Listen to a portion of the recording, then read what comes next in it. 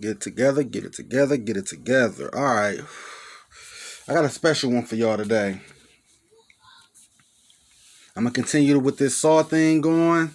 Y'all know how I feel about the franchise. Y'all know what I say about every franchise. 3 movies in, you do a bad one. But with this franchise, they got 3 straight classics, in my personal opinion. 3 straight classics. So I'm going to continue that. It's a few more, a little week and a half left for October Horrorthon, so I'm gonna slide some more in before the month over. But I gotta stop right here with Saw 2 review.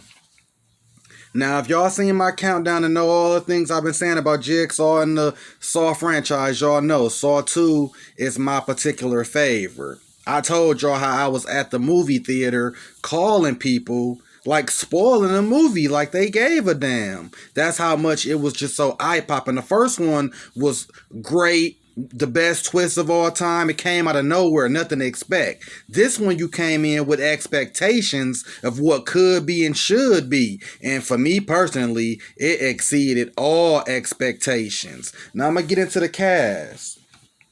The legend Tobin Bell as Jigsaw. We got Donnie Dubs, Donnie Wahlberg. That's the Detective Eric Matthews. We got Shawnee Smith, Scream Queen. That's Amanda Young.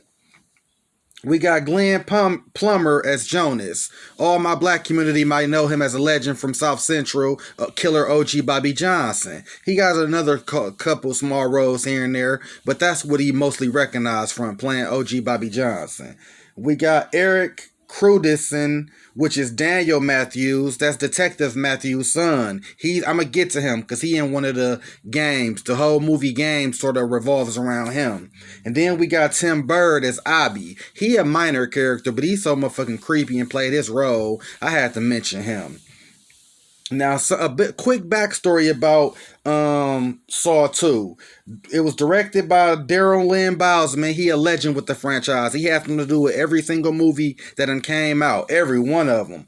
Lee Winnell and James Wan writ this, but this was more Greg Hoffman's story. That's why one of the characters, Detective Hoffman, is named after him. R.I.P. to Greg Hoffman. He died. You know what I'm saying? All of a sudden, like he was like 43, just died out of nowhere. No sickness or nothing. Sad story. But his legacy will live on with this franchise. But back to him.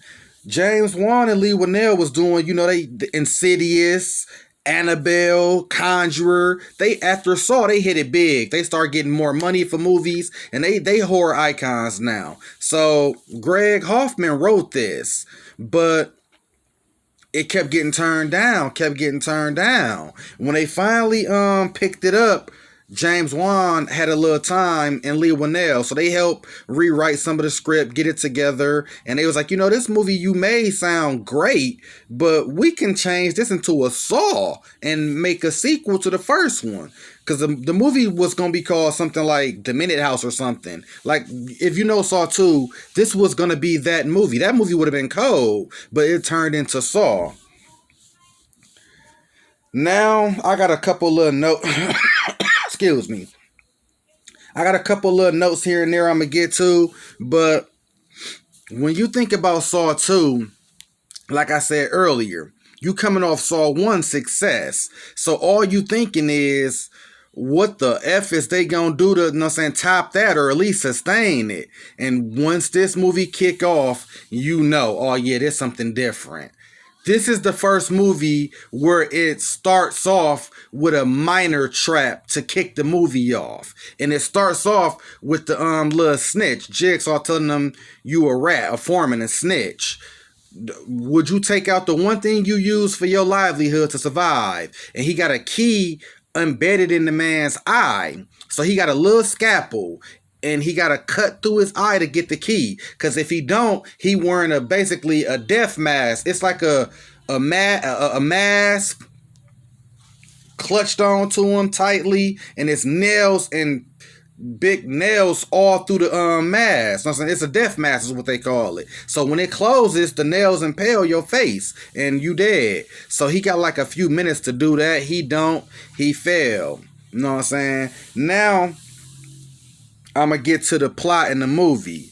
The movie Jigsaw is he's still in the same condition. He a cancer patient, but this is like 6 months later from the first movie. So now he in even worse or deteriorating shape. So now he looking for his apprentice, and I ain't gonna spoil that yet. By the way, like and subscribe to the channel, and spoilers for Saw 2 review. Sorry. So Jigsaw start on that particular trap that opened the movie with, he set off some little, you know what I'm saying, clues to Detective Eric Matthews to come get him, and Allison Carey. These are the detectives he know are on his case. So they do a little bicker batter back and forth. Like I don't want to go after him. I'm good. I cheated with you. He talking to Allison Carey, this Eric Matthews. Like, I cheated with you. That fucked up my marriage. Me and my son are strained. I'm just trying to do this desk job shit. Y'all can have that, Jigsaw. But Jigsaw wrote something on the top of the ceiling where it say, Detective Matthews, I want you on this case. So he pondering over it. He sleep on it. He get thinking through the night. He figuring out clues before he fall asleep. So then he go into work the next morning excited, like, yeah, I found clues. I think I know where he at. That's when they get the SWAT. That's when they introduce what's this? I can't believe Riggs. He like the SWAT commander, and then they also introduce Hoffman, Detective Hoffman, in this one too. But they both minor characters in this movie. They come on big from 3 on out. They just seen in this one to let you know they OG characters. So they get to Jigsaw's laboratory. It's this little factory, woo woo. Soon as they walk in, excuse me again. 3 times. Yeah, anyway, as soon as they walk in, traps start going off. Like an electric fence starts shocking them. Like something comes out the wall and clamps their legs and cut them. They say on the director's cut, it was about 6 of these dudes this happened to. About 2 or 3 of them die. So when they finally get up to the upper row, they all got their guns, they SWAT stuff, they all put their guns on Jigsaw, like, put your hands up, woo woo woo. And Jigsaw, you know what I'm saying, he comply. And this is where I'm finna get into Jigsaw. This is why this is my favorite. The first movie, you hearing it from Allison Carey, you hearing it from Dr. Gordon, minor stuff about Jigsaw. This is where you get the mythos of who he is, his backstory. When he tell Eric Matthews, I want to play a game. So after they come in like big shit cops, they think we figured the puzzle. Eric Matthews come up to him like, yeah, I got the clue. Is this close enough for you, nigga? I'm here. Yeah, what's good? So they kind of, in a way, high-fiving each other like, yay, we got the Jigsaw killer. And they like, cuff him. Let's get up out of here, you know what I'm saying? Let's process him. He like, fam, that's not finna happen. He's so calm. That's when I came in the movie with my antennas up for this movie. So I'm paying attention to everything people say, every key I may look at. I'm like, y'all ain't fooling me this time. But it ain't even on that. He just like, y'all gonna have to deal with this problem before y'all arrest me. And then they start, you know, investigating the room, looking around.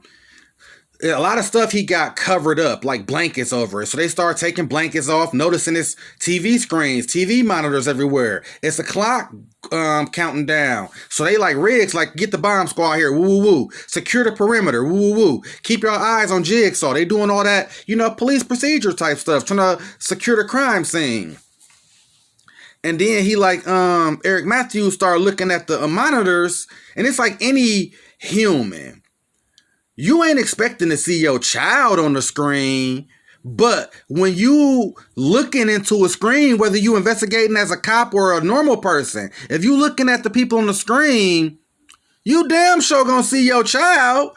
And he noticing like, the fuck is this? This my son. He walk up to Jigsaw like ready to attack. This is one reason why Eric Matthews is in the test. He framed people for crimes they didn't commit, and he got a brutality. He got a lot of brutalities on his jacket where he just beating the hell out of people. You know, this ain't no racist shit. He beat black people, white people. He just a brutal cop. He beat people up, billy club them, cuff them, and knee him in his gut. He just a brutal motherfucker. So the cops start backing him up like, no, leave him alone, leave him alone. He like, what the fuck is that on that monitor? He like, that's your son. You remember him, don't you? He like, yeah, I remember him, nigga. What the fuck is he doing there? Get him. Tell me how to get him out. He like, you see how much on this timer? He got that much time to get out. It's just your job to figure that out. It ain't my job to figure it out. So you do what you do. So he walk off back to piss, go back to his little stable of cops, and they all talking. Like, what should we do? Alistair Carey, like, I've been studying him from day one. This is prototypical of his games. It looked like everything is set up. We just gotta play along and let it play out. He like, let me get a phone real quick. Let me get a phone. So they give him a cell phone. He called his son's cell phone. This is where I start getting to the point. Little shit like this get me. Jigsaw on the boy's voicemail like, I'm sorry, Daniel can't come to the phone right now. Leave a message and he'll get back to you. I'm like, this motherfucker. Like, dude is so psychological. He been, like I said, in my in-depth analysis of Jigsaw, he so much stalk you and follow you. It ain't a stalker, like I said. This is more like a detective or a private investigator. He know every little step to take. So once Detective Matthews realized, okay, this shit's serious, he like, I'm gonna go with, cause Riggs like, let's just beat his ass and make him talk. He old as fuck. We beat his ass enough, he'll beat his ass enough. We beat his ass enough, he'll tell us what we need to know. Alistair Carey like, that ain't gonna work. He a cancer patient. He finna die in like 3 weeks. He ain't gonna respond to that. Play his game, play along, and see what the real outcome could be. So he take her side like, yeah, I'ma try. And this shit right here get deep. I ain't even got into the games yet and the contestants. I'm gonna get into that. I'm gonna get in depth with this movie. Like the first one saw a review, I said, I'm just gonna get the whole story. I might give just all kind of nuggets with this one, because this is my favorite. So anyways, Eric Matthews walks over to Jigsaw, and he like, alright, I'm here. What you want? He's like, sit down, Eric. Like, you could see, he been savoring this moment to get in front of Eric Matthews and tell him about himself. He like, sit down, man. He sit down, slowly take the walkie-talkie down and put it down so the people in the room trying to figure out the clues and stuff can hear what the conversation like. Jigsaw noticed that and didn't give a fuck. But anyways, he like, I'm here. What's good? What you want? He like, I want to play a game. The rules are simple. All you gotta do is sit here and talk to me. Listen to me. You do that when the time is up, you will find your son in a safe, secure spot. And that's it. That's the game. Eric Matthews looking like kind of confused, but he like, I'm gonna play alone. Because the timer got like 3 or 4 hours, so they feel like we good. We can play good cop, bad cop, try to talk him down, see his psychology level, see what he'll go for, see what he won't go for. So then Jigsaw just get to talking to him like, yeah, man, we haven't been properly introduced. I'm John Kramer. And he like, I heard you like to be called Jigsaw, even though he really love it. He's savoring the moment. He like, ha, he chuckled like, nah, I don't like that. That's the police and the press. The Jigsaw piece I cut out my subject is just a symbol of something that they don't have. That it factor, that survival technique. That's it. And then they go to the games. These motherfuckers in here, this is where Saw started to make, they start feeling like we got one. We got our Freddy, our Jason, our Michael Myers. Jigsaw is the star. So now to get up past that, you can't have an Andy Barkley or a Nancy in the traps, if you get my lingo. You gotta have people who we really don't want to win. This is the movies that started that. Like I said in Saw 1 review, every one of them motherfucking test subjects didn't really deserve it.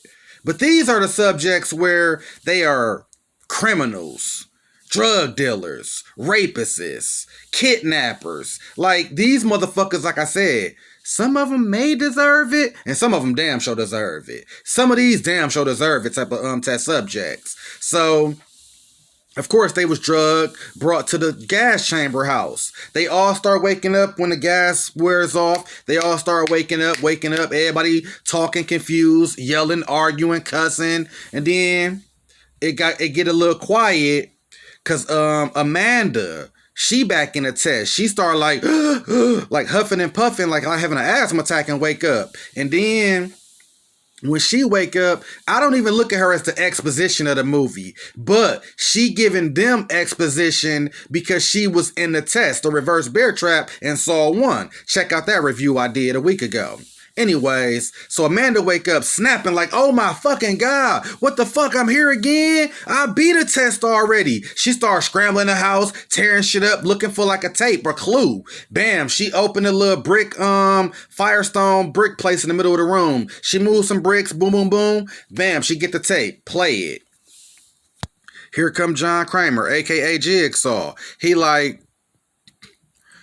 what up? I want to play a game. You know what I'm saying? All of y'all are here for a specific reason. X marks the spot. It's in the back of all y'all minds. It's antidotes all throughout this house. You work together or not, but if you find an antidote, you good. Because in 3 hours, these doors are going to unlock and you free to go. Unfortunately, y'all motherfuckers only got 2 hours to live because the gas y'all been breathing in is deadly toxins. And if y'all know anything about the Tokyo subway virus that they did, you will know its effects. Know that I ain't bullshitting. And then he say, let the games begin. So now they like, who the fuck is this? What's going on? Who is this? What is Jigsaw? But some of the people in there are like, man, you ain't read the news. You ain't seen the paper. Jigsaw killer. He a motherfucking killer. He out here doing this. They like, man, fuck that. This a fucking game. And I'ma fucking end it. And then they got a little note that say, do not use the key to open this door. This is the stupidest death ever. So, dude looking through the peephole, they got a gun triggered on the outside. So as soon as you turn the trigger of the key, it's gonna bust. I think this trap was really made to show these motherfuckers do what I say. I think it was intended for whoever to unlock it, the gun to shoot out. And if somebody in the way of it, it might hit them. But if nobody in the way, it was just to go off to let y'all know this shit's serious. I don't think they ever intended for somebody to open that door with the key and another motherfucker with his eye in the keyhole to get shot in the eye and die. I don't think they intended that to happen. They intended somebody to try to use the key and the gunshot go off to scare everybody. Anyways, that's how you know this shit deep. And after that scene happened, it pans back to John Kramer and Eric Matthews still talking, because they basically just introduced all of these test subjects, including Eric Matthews' son. So he like, oh shit. They start looking at the timer more and more. They call like, bomb squad. Y'all need to get here. Detectives, we need more help. This shit's serious. He got about 8 motherfuckers in this game. A motherfucker just got their head blown off. Man, come the fuck on. They starting to panic quick. Because now you can't predict what the games are. Because you can't hear what's happening. You just watching on the monitors what's happening. So you don't know what's test subject as the cops in the room. They don't know what the tests are. They don't know what the games are. They just witnessing it from afar without hearing what's happening. And his son involved in this shit. And he the youngest, weakest link. He can get killed quick, easy, in a hurry. And X marks the spot that's gonna be big when I get to it. So then he come back over like, alright man, fuck it. Let's talk. What's good? He like, man, you just don't get it, man. Eric, you had a good life, a wife, a son. Like, why be a brutal cop? Why plant evidence? Like, why be that way? Why you can't just, you know what I'm saying, have a normal life and be a normal person? He like, man, come on with the bullshit. Eric Matthews, he losing his patience. He like, man, come on, man. You ain't telling me nothing. You said sit down and talk to you. I'm talking. But why the fuck is you talking this bullshit? Give me some information. Who is these people? What's going on? How can I solve it? He like, fam, you ain't listening. You just sitting here. I just said, listen. Just talk to me. Have a cordial conversation. Do you know what the cure to cancer is? He like, man, come on, man. How the fuck I know something like that? No, I don't know the cure to cancer. I know it ain't fucking torturing and murdering people like you doing. He like, this the most controversial statement in the franchise. I never murdered anybody in my life. The choice is up to them. I had to take a smoke break for that. Motherfucker, you a murderer? You kidnapping these people? How dare you say you didn't murder these people?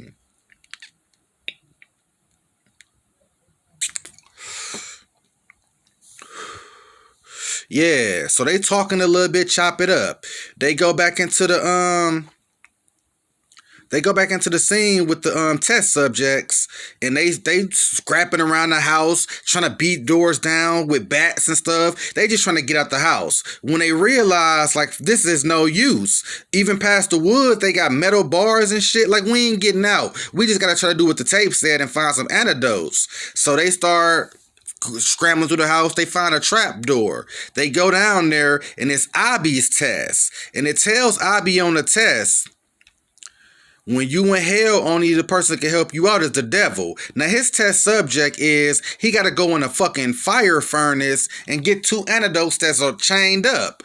But it say it's a devil pointed to the latchet. So when he go in there, he pull the latch to get the antidotes out. The door slams shut and the fire starts on this goofy ass. And that's when we say, when you in hell, only the devil can help you out. He would have been burnt up a little bit, but if he would have turned the nozzle, he could have beat that. I would have beat that test. But he chose to burn up. They tried to bust him out. He dead. So now every time a death happen, they pan back to John and Eric. Hold on.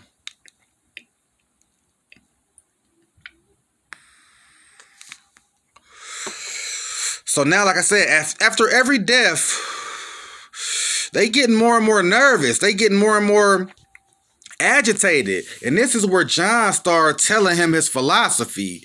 He like, listen, I was a cancer patient. I had a normal life, normal wife. That was all taken away from me. I didn't want to punish nobody. So I tried to commit suicide. But I failed. And as I'm taking these metal rods out my body from the car wreck, I'm realizing I could survive a plunge off a cliff, but I can't survive propelling cancer cells on my body. From that moment on, something changed in me. He telling Eric Matthews this. I said, from the rest of my life, I'm going to test the fabric of human nature. And I said this before. If you told somebody this is your test, drive off a fucking cliff and survive. That you ain't surviving that. And that's how he viewed himself as reborn. He passed his test, even though it wasn't his test, because he wanted to die. Anyways, from his, chemo mind and his mind is how he, acknowledging this to be acceptable facts. So throughout the movie, you start to see the toxin is taking over. People starting to cough up blood. People starting to slow down. People starting to get like discombobulated, delusional in the mind. They not thinking right. Fights start happening. More deaths start happening because people are like, I ain't gonna get to every trap, everything. But people start doing dumb shit in traps, not reading papers, not reading what the tests say. And then Xavier get a test. That's the famous one I gotta get to, where he throw Amanda in the needle pit, finding a needle in a haystack, where Jigsaw bogus for this. He gives them like 3 minutes to find a key in a fucking bed of fucking 1,000 needles. And Xavier, this is Xavier test because he a drug dealer. So he tell him, since you a drug dealer, you gotta swallow in the pit of misery that you force your customers into. He like, fuck that, I ain't doing it. So he throw Amanda into the needle pit. They all sticking her. It looked ferocious. She get the key with like 10 seconds left. He bobble it and he don't get the antidote. So now that's when the movie break down. Everybody like, fuck you, fuck you, fuck you. Nobody's trying to work together no more. That's when the antidote is starting to take over and more. Motherfuckers start dying from the antidote. Like a chick die, start convulsing because, the virus done took over the gas they breathing. So that's another one bites the dust. Now, Eric Matthews, when I said earlier he was losing his temper, but his son was safe. His son was seeming to be, you could tell, like if you watching the tape, they kind of trying to protect the kid. So this point, Xavier realized the numbers in the back of their head. Everybody got like a fluorescent light number to the combination to the code that's in the main room. So he started going through the movie, going through all the test subjects, and he started getting the numbers off their head. Once Eric Matthews see this on the tape, he chasing his son, which is Daniel Matthews and Amanda, trying to get their numbers. That's when Eric Matthews snapped. He go in there, start tearing up all Jigsaw work, start beating the fuck out of Jigsaw. He like, fuck this shit. I don't care about my brutality. This for my son, nigga. If you don't tell me where the fuck it's at right now, I'ma kill your ass right here. Fuck what you talking about. Your legacy will be over. He like, all right. Cause he take a ass whooping. Matthews break his fingers, break his nose, break his jaw, bust his mouth. He beating the fuck out of John. And John, an old 60-something-year-old cancer patient. Eric Matthews beating the fuck out of him. So he finally say, okay, game over. I'll take you to the house. They having a double screen like they do all Saw movies. They showing Amanda and them travel through the house, get to the basement from the first scene where the first movie was held, and the iconic scene. And then Eric Matthews and them are driving to the scene. All the other cops are scrambling. They finally get the feed to the video. They send them off to a different location. Jigsaw and them get there. He give them the key. By the time Eric Matthews get there, everything looked like, damn, the game over. But your mind ain't saying what I'm finna reveal in a second. He gets in there and sees somebody in the bathtub, look like it could be his son, look like it could be a dead person. Bam! He gets stuck with an antidote that put him to sleep.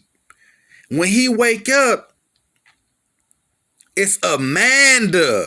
She been Jigsaw's apprentice, helping throughout the game. Dun-dun-dun, dun-dun-dun, dun-dun-dun, dun-dun-dun, dun-dun-dun, dun-dun-dun, dun. She like, yeah, Eric, you don't remember me. You locked me up for drug possession. You framed me. But the other time I was guilty. I found a teacher, a leader, which was Jigsaw. Eric Matthews framed every criminal that was in this gas house for their record. That was the connection that they all had. They thought the connection was just jail, not knowing they all was convicted by the same cop who planted evidence on them. This twist, it killed me so hard. So now Eric Matthews is Amanda's first test subject, chained in the bathroom to rot. Game over. He like, I'ma fucking kill you. I'ma fucking kill you. No. Jigsaw in the car still laughing like, ha ha. Got his goofy ass. Then when the timer clicks off, dun-dun, dun-dun, dun-dun, the fucking lock opened. The what's that? The case, you know what I'm saying? The vault opens with the Daniel, the boy in it. And then he flashed back when he said, you will find your son in a safe, secure place. He was in the motherfucking back of the locker the whole time inside of it. It opens up. The boy's safe. And then the movie ends. Man, I'm telling you, when I seen this shit, it took the cake for me. But that's about it. I knew after this one, this is a different franchise for me. And I went to the movie to see everyone after this. But Saw 2, I mean the twists, the characters, the body count, everything about one that you love, this had in fold. And it wasn't a long drag bore movie. Man, this was great. Rewatchable to this day. And there you have it. Saw 2. Like and subscribe. ZZ the King. I'm out.